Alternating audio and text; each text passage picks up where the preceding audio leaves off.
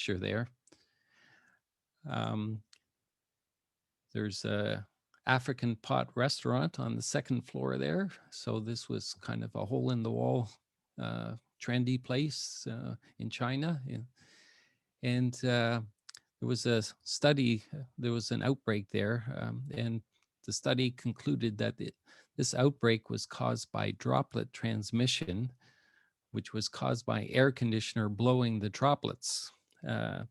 However, the study admitted it had limitations. We did not conduct an experimental study simulating the airborne transmission route. So they concluded it was droplet, but they said we didn't do our homework. So this other group went in and did the homework, and they did the transmission modeling and simulations, and they found that it was short-range aerosol spread, not droplets, that probably did it.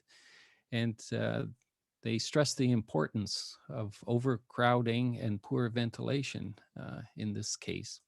And here's a model of what they showed.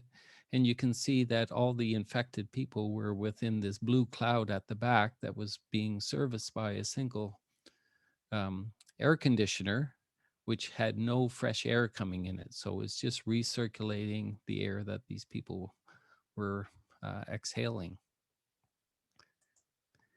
Here's another outbreak investigation. This was on a bus. And you can see in the middle there, the bright red case was the index case. And then all the other people on the bus that got infected. And you can see they were more than 2 meters away from each other. And again, it's a closed situation where you're recirculating the air. Because you're air conditioning on the bus, you're trying to keep it cool. You don't want to take in fresh air. And many people on the bus were infected. And there's the story of the Saget Valley Chorale Choir. And they had a meeting, 61 people attended, and 53 people were infected. And it was a very long 2.5 hour session. And they tried to do some precautions, like they did distance, they didn't hug or handshake and things like that. But still, it spread like wildfire. And there was another choir in the Netherlands, which had 130 members, and they gave a concert. And after the concert, over 100 got sick. There was one death, and also 3 of the partners of the concert people got sick and died. And then members of the orchestra who didn't practice with the choir also got sick. And very few, if any, of the audience got sick. So there were over 1,000 people in the front, and yet they seemed to be far enough away that they didn't get infected. And these 100 people that got infected, at that time in the Netherlands, there were only 400 other confirmed cases. So that jumped up the total case count by a significant amount. Recently, there was published an article about air vents from bathrooms in South Korea, where the vents caused transmission from one floor to another floor. And they found that the cases were all on top of each other. They didn't have any close contact. And what they found out was that the gravity air vents under certain weather conditions would reverse, and instead of exhausting outdoors, the emissions would go down the pipe and into the other bathrooms. And here you can see a schematic of this temperature inversion causing the air to go down instead of up. And if you think about what happens in the bathroom, this is some researchers who put all kinds of fancy lights around the toilet and flushed it. I can just visualize all these researchers with their cameras in a stall. And you can see all the particles that get emitted from an open toilet. And this is one of the reasons why during COVID, people are suggesting that you close the toilet. Beside it, you can see on the floor, and if the stall is narrow, it would be on the wall where all the particles land. In early in the pandemic in Hong Kong, there was also a case where these toilets emitted emissions outdoors, and they got trapped into the intake vents for various kitchens, and there was transmission up and down the apartment building. And this reminds us of a case back in 2003 with SARS-1, where we also had evidence of air currents under certain weather conditions causing the air currents to go down the face of the building and infecting other apartments. So all this is to show you that there is a fair amount of evidence that this virus can be transmitted through aerosols. It is airborne. However, this was a notice put out by the WHO in March 28th, which was basically saying COVID is not airborne. And they were basically saying anyone who says it is, it's incorrect and it's fake news. However, in October, they put out this statement, which did say, yes, it is airborne and it can be transmitted in closed spaces, prolonged exposure, and inadequate ventilation, which is the 3 C's. All this confusion and misinformation about transmission route reminds me of the Indian folk story about the 6 blind people and the elephant. Here they're all touching and trying to figure out what they've got a hold of, and they all have different theories, and they're all a little bit right, but overall they're all wrong. The Public Health Agency of Canada has also in November changed its tune. At first, it was adamant that there was no aerosol transmission, but lately they have admitted that, yes, you can distribute the virus through aerosols, which linger in the air, and they occur in settings with poor ventilation, and improving ventilation is an important way of preventing infection. However, in Ontario, our Public Health Ontario still denies that there is any evidence that COVID is transmitted through the airborne route. And I have been banging my head against their wall for, for a year now, and they will not change. I think the most obvious evidence is to look at what happens when somebody coughs, sneezes, or even breathes. This is a picture that I've used many times, and it shows the green particles are the heavy ones, the large droplets, which go out of the nose and mouth, and then they fall to the floor immediately because they're heavier. However, what people are forgetting about is the red cloud there. Those are the small particles. And those particles aren't big enough to fall by gravity because they get swept up in the air currents, and so they get distributed around the room. Here's another more scientific diagram of the same thing. You see the plume. The bottom one there, you know, this is something I have nightmares about. All these things coming out of my mouth. Squiggly. These are the trajectories of the small particles. They're the spaghetti, the blue spaghetti, and the big particles are the red and green drops that fall onto the ground. So beating this thing a little more, here's a diagram that shows the particle trajectories of large particles, 320 microns. Your hair is about 100 microns thick, so a 300 micron particle is something you can probably see. So if people are emitting those, you can see they fall directly to the floor and settle on the floor. The slightly smaller ones take a little longer, so they can travel a little further, but they eventually also fall. However, once you get to the smaller particles that are less than the diameter of your hair, the thermal currents, like your body is warm and it heats up the air that's close to your body and it actually goes up. And so it carries those little particles up and they actually settle on the ceiling. And here you see the extremely small ones also going up. And when we put all of them together, this is what's actually happening when you're breathing and coughing and talking and sneezing. And it's a good thing we can't see this.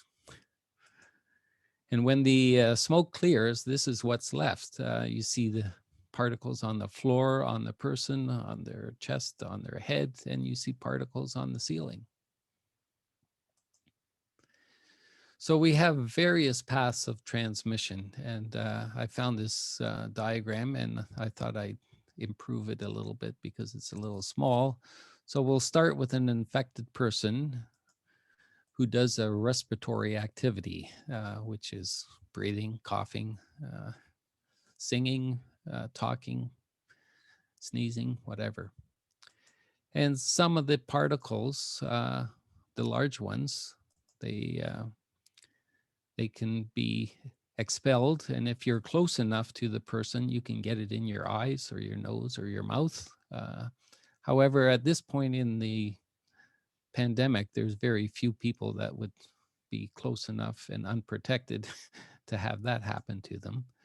Now, what can also happen is it can go onto someone's hand and they can touch their own eyes and nose and infect themselves that way. Or it can go on a surface, which can also go on the infected person's hands, and they can touch a surface and they can touch other people, and other people can touch those contaminated surfaces. So you can see there's lots of ways for contact transmission. Despite all these ways for contact transmission, the scientists are saying that very few infections are being caused by contact. Now we have the respiratories that gives you the aerosols in small droplets, and these can be inspired, which means they go into the top part of your lungs, or they can be inhaled all the way down to the small areas of the lung. And all these ways can infect a person who is at risk. So then we also can have the small particles, remember the ones that were settling on the ceiling, so they can also settle on surfaces. And then there's the whole idea of fecal urinary transmission, and think about the bathrooms in Hong Kong and in South Korea. By the way, our bathroom ventilation in Canada usually doesn't go by gravity. So that type of transmission has not been noticed in North America. Now, there's ways of protecting yourself, washing your hands and using face shields and masks. And you can use masks to stop the large particles from hitting your nose and mouth and eye. And you can wash your hands regularly so you don't contaminate yourself. And masks, again, for aerosols, but you need N95 masks for the small droplets and aerosols, because the regular mask will not stop those small particles. And washing surfaces is also a way of preventing transmission. So we have a website where we've summarized this. It's called the Regional Risk Tool and Tips. It's based on Ontario. So if you ignore the Ontario stuff, you can also look at communicating, cleaning, hand washing, ventilating, distancing, screening, and masking. And so again, using Clint's idea of the cheese, you can think of these as different cheese slices that can help you protect against infection. You may be interested that communicating is the first one. And what we have found is we studied the level of anxiety of essential workers and workers who are going into the workplace and healthcare workers. And what we have found is if they don't have confidence in the protective measures that are being provided for them in the workplace, the amount of anxiety that that causes is phenomenal. We just did a survey of school teachers, and over 60% of them screened positive for clinical anxiety. And however, when you provided sufficient infection control practices and personal protective equipment, that went down all the way to 20%. So, that's a lot better than pills and counseling. So these are the 7 parts of the spectrum, and we're going to focus on ventilating tonight. And here's the list of what's on the website. We'll be talking about each one of them, so I won't go through them now. But so how would you go about doing all this? Well, first of all, we need to understand what a heating, ventilation, and air conditioning or HVAC unit is. And here you have a drawing where the blue arrow is where the air comes in. The green arrow is the air from the outside. It mixes and it gets heated or cooled and then blown into the workplace. Here's another drawing that shows it. You see the outdoor air coming in, being mixed with the return air, which some of which is exhausted and some of which is mixed with the incoming air.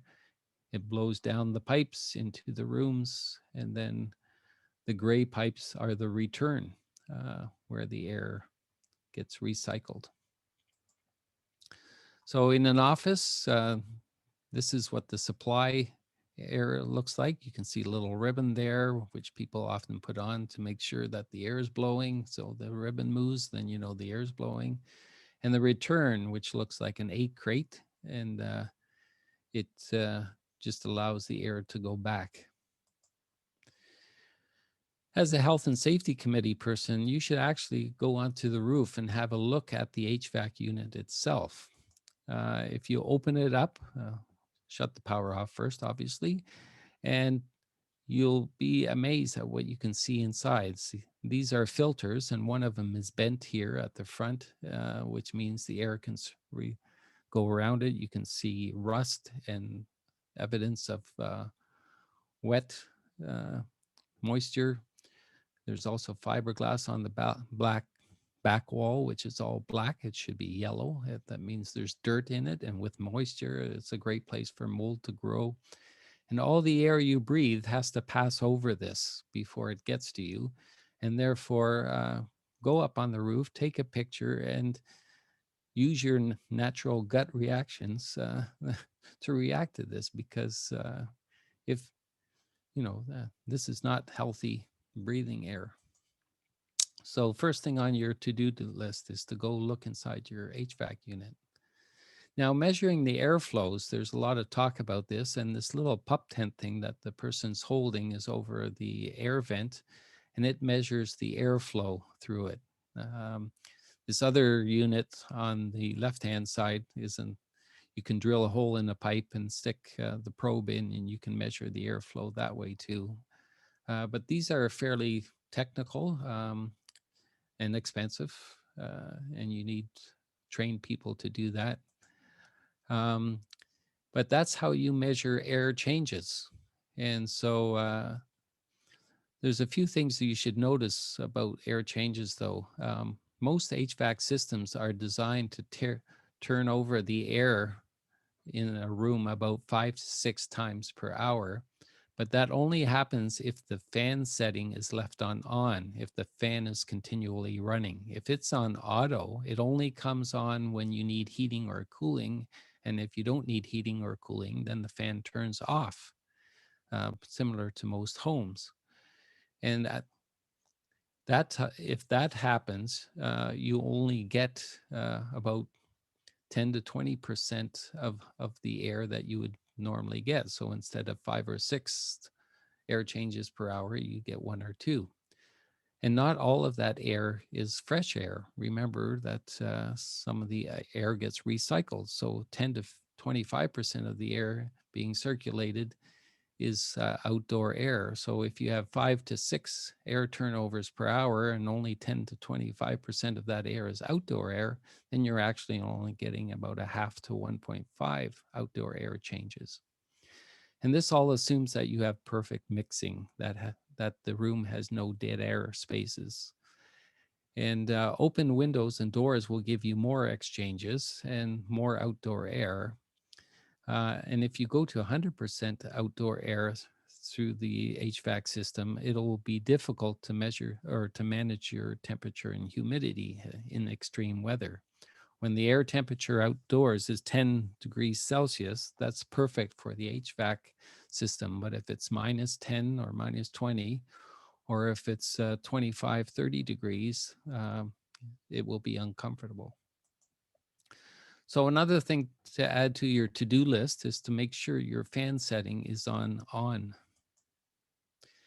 Here's a picture that shows how long it takes for different sized particles. The 100 micron is about the width of your hair. So you can imagine if you took one of your hairs and dropped it, it may take about 3 seconds to travel 1 meter, especially mine, which is very thin.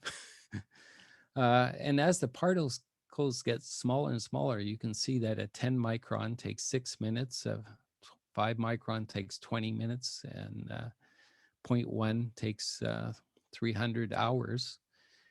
And if it takes more than a few minutes, the air currents will pick it up and carry it around before it reaches the ground. In 3 seconds, it might reach the ground. If there are air currents, it may not drop exactly vertically, but it will usually drop. But once you get smaller than 10 microns, the air currents take over. And here's a table that tells you how long it takes for a room to be cleared out, depending on how many air changes per hour it has. So the standard is 6 air changes per hour. And to remove 99% of the contaminants in a room, it takes 46 minutes. And to get rid of 99.9, it takes 1 hour and 9 minutes. And this assumes that you have perfect mixing, which is usually not the case. So it'll probably take longer to clear a room. So carbon dioxide is almost always used as a substitute for measuring the airflows. And there are certain standards for it. ASHRAE has a standard about how many cubic feet per minute of outdoor air you should provide. And if you provide that much, we know what the carbon dioxide level is, because people exhale air or exhale carbon dioxide, and through the dilution, we can figure out what the carbon dioxide concentration would be. And so for background level, outdoors, the carbon dioxide level is at least 400 parts per million. And if you're under 600, there should be not much of a problem.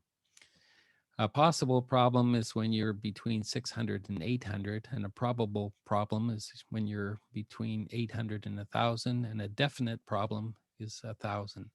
Right now, most ventilation consultants are using 800 as their guide. Normally, they use 1,000. Now, there are issues about carbon dioxide measurements. If you have a meter and you have a bunch of people who are curious and they're all standing around looking at the meter and they're breathing on the meter, when you exhale 3,000 parts per million of carbon dioxide. So you'll drive up the So you need to measure away from you. I always suggest measuring at the exit where the air flow comes into the room and where it leaves the room. And you have to make sure there are no other sources like, you know, school buses that are close to ventilation intakes or things like that. Also, the outdoor air needs to be measured too, because in our clinic, which is in downtown Hamilton, the carbon dioxide level goes up to 700 parts per million because of all the nearby traffic. Also, if you take a grab sample, you need to take it when there's the most occupancy. You know, you don't take the measurement when there's nobody there. And it's not a time-weighted average. So if you have a fancy machine, you can actually track the pattern over the day, and that's probably the best way to do it. It's a surrogate for outdoor air supply, and if it doesn't work, you can always go back to measuring the airflows with the machines we showed you before. And at 100% outdoor air, the carbon dioxide level should be less than 600 parts per million. And lower occupancy will mean lower carbon dioxide levels. If your office is only half its capacity, then we expect a lower level of carbon dioxide, but that doesn't mean necessarily that you've got more outdoor air. It just means you have more sources or less sources. So here's a picture of a pattern. You can see at 8 o'clock, the blue line is the carbon dioxide. Starts off at about 550 and it goes up. And then it reaches a peak at 3 o'clock and then it all of a sudden comes down again. And here's another one that we measured in a building. We start off at 500 and then we just climbed and climbed and climbed until 3 o'clock.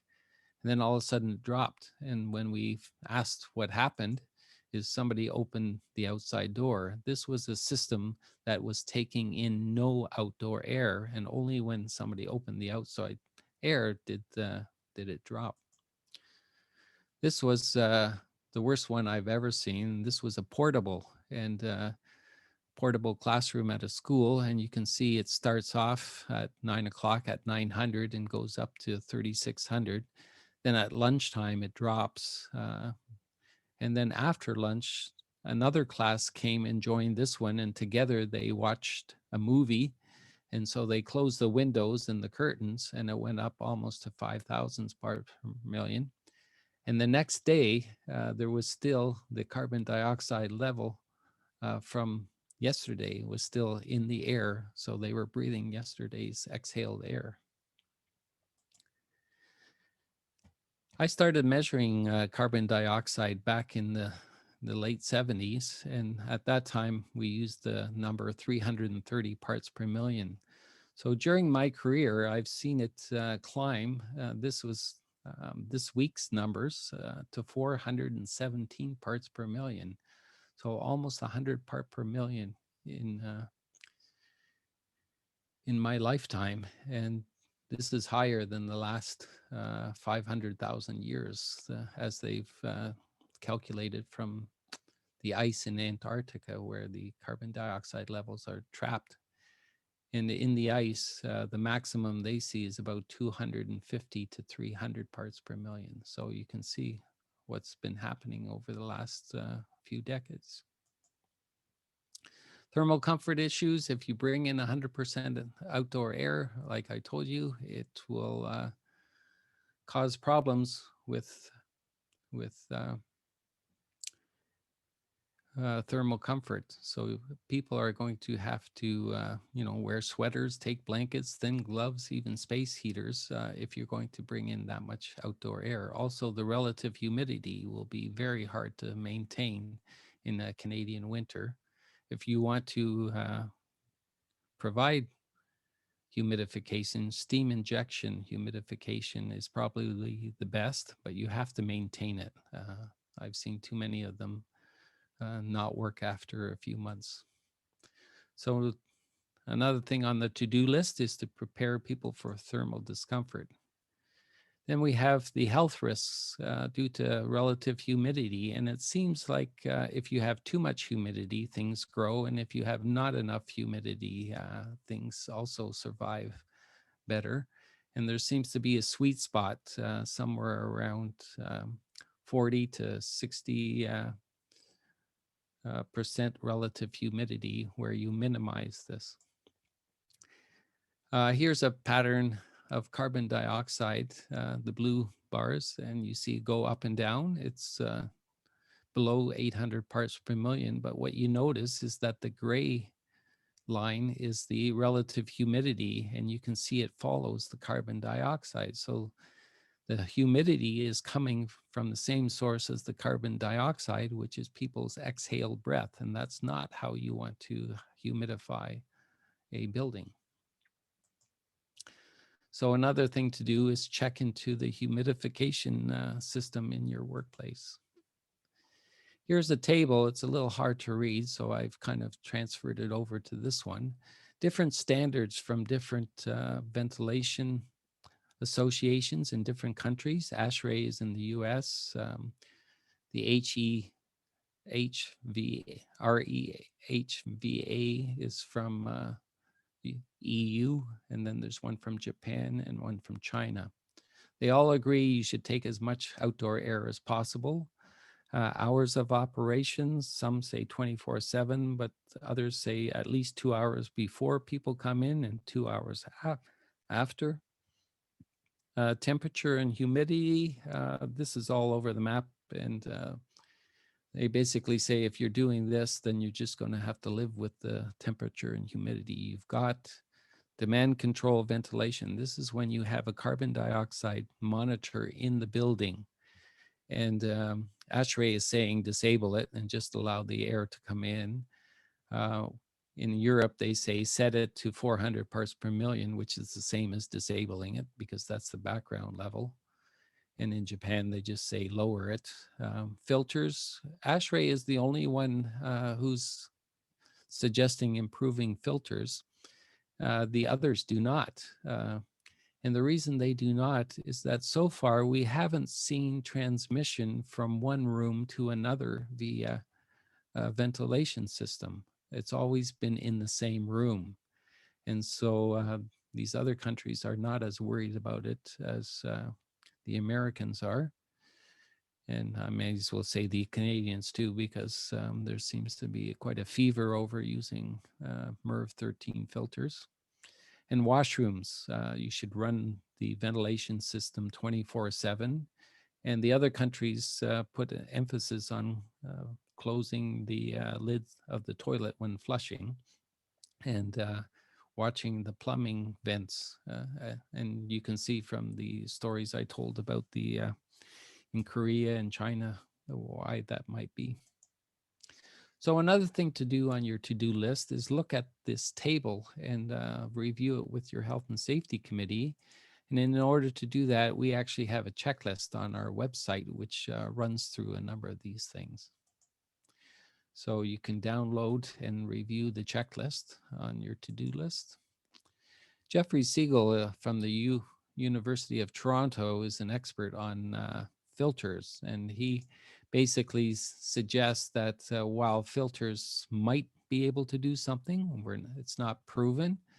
However, in most situations, he says filters may be considerably less effective than other infection control measures, including social distancing, isolation of known cases, and hand washing.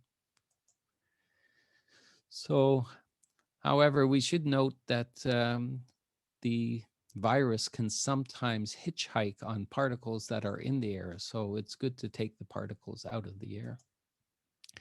Here are some of the air purifiers that are available, and you really have, it's a really case of a buyer beware. You have to look at the CADR, which is the clean air delivery rate, and you need roughly a CADR of 70 CFM per 100 square feet of floor space. So a typical classroom, let's say, has 1,000 square feet. So you need 700 CFM, and you notice that none of these have 700 CFM. So you need more than one to do a classroom. And a lot of people aren't taking that into account. The other thing, if you're looking at these things and putting in classrooms or offices, is the noise level. The recommended background noise level for offices and classrooms is 30 to 40 decibels, and yet these are way over. You got to remember that 3 decibels is doubling the noise because it's a logarithmic scale. Here's an example of the importance of where you put the, so there are 4 different positions. Position 4 is underneath a desk, and it shows you how many CFM and square feet that translates to. So the office is 300 square feet, but if it's underneath a desk, you can only do 175. So you need at least 2 of these. And over here, it's 150. So you need 2 in that position. Here, it's 174. And the best position for some reason is position 3, where you can do 223, but that's still less than 300. Furthermore, when you age the filters, they get to about 20%. So you need 5 or 6 to do this little area if you're not looking after your filters on these things. So here's an example of how quickly they lose their efficiency. So if you're going to get into these units, you better do your homework to size them correctly, locate them properly, and take good care of them. Here's an example of a school where you have the, you have 4 of these, and the decibel level is 54 decibels, and you need 4 of these units in order to look after this room. And sometimes they're used in order not to bring in fresh air, because they figure you don't need the fresh air if you have these air cleaners. But again, if they age and you need and they lose 80% of their capacity, you need 5 times more of these things. So you can see how these air filters are not the things to be relied on. I don't know if you saw the marketplace show on these air filters, but I thought it was quite cute that they took a box fan and taped the filter on top of it. And then when they compared it to all these other ones, the box fan with the MERV 11 filter was as good as most of them. And so Jeffrey Siegel also talks about other technologies like UV systems or ionizers or ozone. And a lot of these have toxic effects and should only be used in rooms that are unoccupied and then aired out before occupation. So, okay, I'm going to skip these next 2 slides because I'm going on too long. And here's your to-do list. And I did want to just briefly talk about the new variants. We have increased transmissibility, and this will make all these controls more important. In the EU, people are being asked to wear N95s in crowded spaces, and in Ontario, we're not even given N95s to healthcare workers yet. And if you look at this is Ontario data, but we can see the colored orange at the bottom is the new variants, and you can see they're gaining on the other ones, and we expect them to overtake the previous variants in well, today they announced in Ontario we're in the 3rd wave, so it's very important. So thank you for your time and attention, and in the words of Bruce Coburn, open up the window and let the bad air out.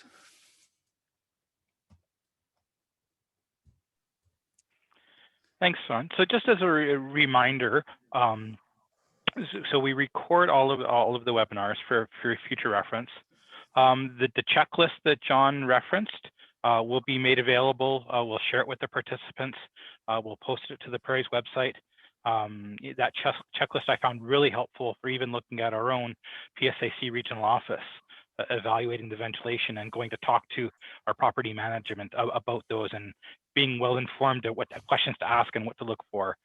So we'll provide all of that information. We'll email it out to the participants, and as well, it'll be available on the PSAC Prairie's website as well. OCAL has also done a lot of really good work around this, and we'll provide a link to some of the other presentations that have been happening by this organization and some of the resource materials that should be helpful as well.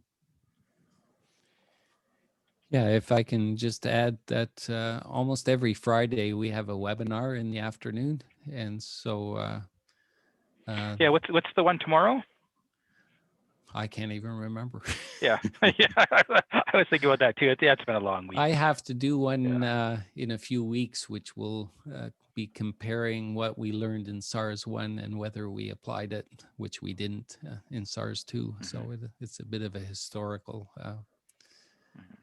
What didn't we learn, and what are we relearning this time?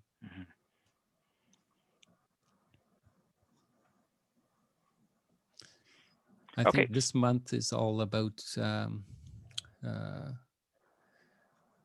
masks and ventilation. And like I think there's a theme of year in review kind of thing. And I know some of the, because we're in the prairies, there's some organizations in the prairies that offer this sorts of things, but I find the presentations that your organization is doing, I find them very relatable. Yeah, I think there is a clinic in Winnipeg, the Manitoba Federation of Labor Center. Yeah, the Occupational Health Center. Yep. Yeah, and I believe there's a workers' center in Alberta. I think it focuses more on compensation, but yeah, you're right. Just a question, John.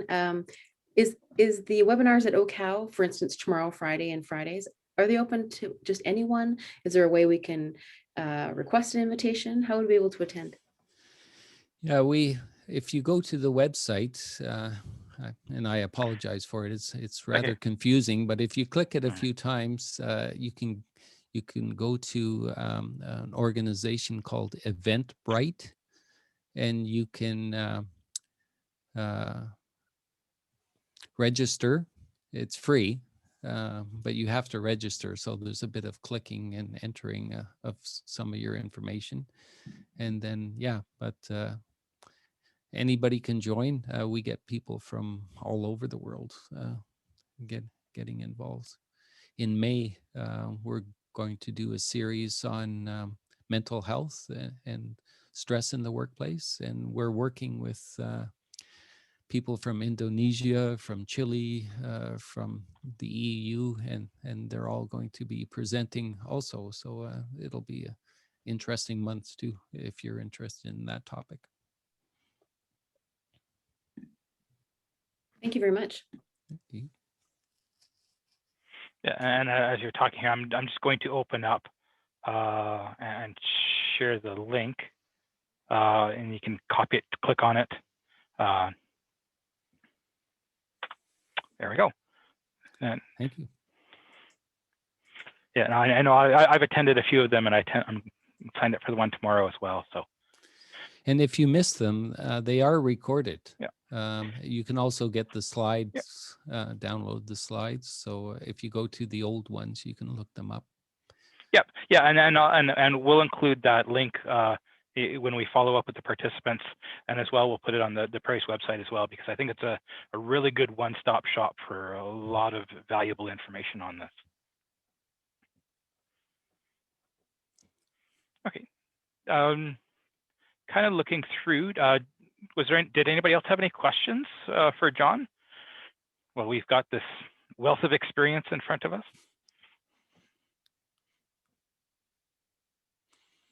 It's a lot to digest. Yeah, and that's one reason why we record and follow up with resources, things like that, because yeah, it is a lot of information, and I know people have information to take back to their committees and ask their employers and take a closer look at their buildings as well.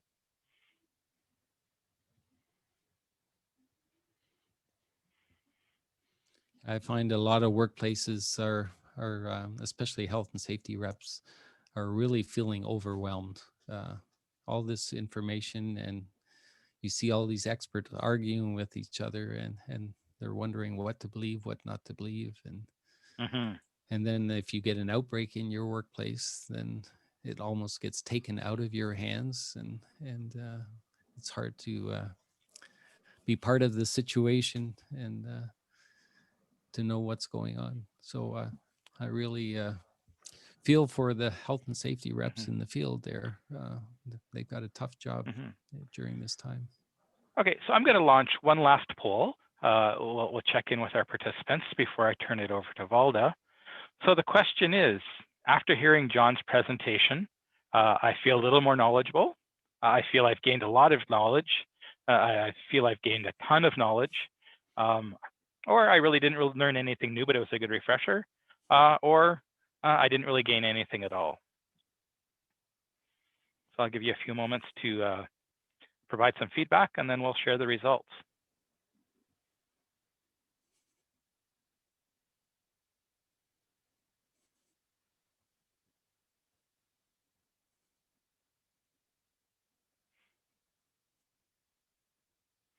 Okay, I'll give you a moment to finish answering the poll there.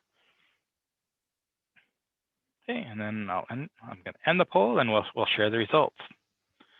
So pretty much 50% said I gained a lot of knowledge, and everybody else said I gained a ton of knowledge. So I think that gives you a little bit of immediate feedback there, John, on the information you shared. Be of help. Yeah. It's a neat way of doing it. Okay, Valda?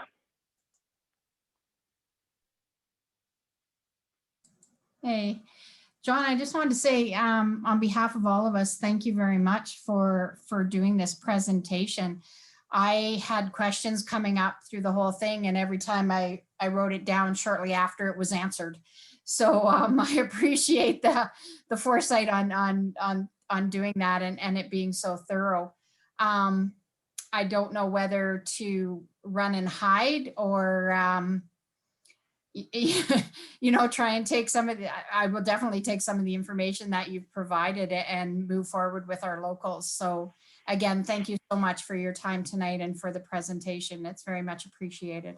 Oh, I'm glad it was of use. It's like Clint said, though, some of the things we're learning now, you can use in non-pandemic times too. A lot of what we're learning about ventilation systems and infectious diseases also applies to flus, colds, and other things. And we've heard for years people complaining in offices with bad air quality that whenever someone gets sick, it runs right through the office, and people always focus on surfaces and things like that, which is important, but it's also the air. And so hopefully this is a teachable moment for indoor air quality that we can carry over to after the pandemic time too. Well, so many of our buildings are like vacuum sealed, right? Like we don't open the doors, we don't have windows to open, and that is a huge complaint about when the air conditioner kicks in and the heating system kicks in and all of that. So that was wonderful, and I know my mom used to always have the window open. It'd be -40 outside and the window would be open and we'd be all screaming, shut the window, and she'd go, no, it's good for you. So I'm like your mom. If she was around, I'd let her know she was right again. Yep.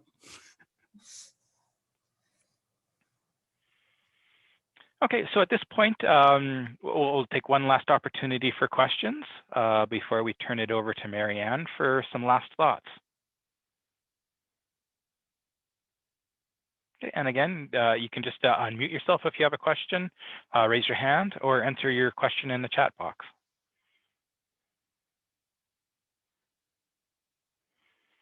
Okay, so unless there's any questions that pop up while Marianne's doing her last closing statements, we'll close it off with Marianne.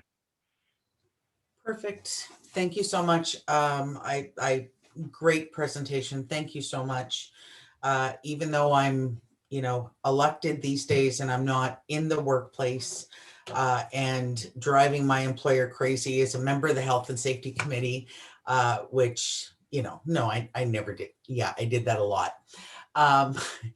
It's information that too often we focus on other things. And when you start talking about HVAC and ventilation, it's overwhelming. And, I really think you broke it down in a way that, it'll be understandable. And I would envision that a lot of our members who are Health and Safety Committee members will be watching the presentation on the video.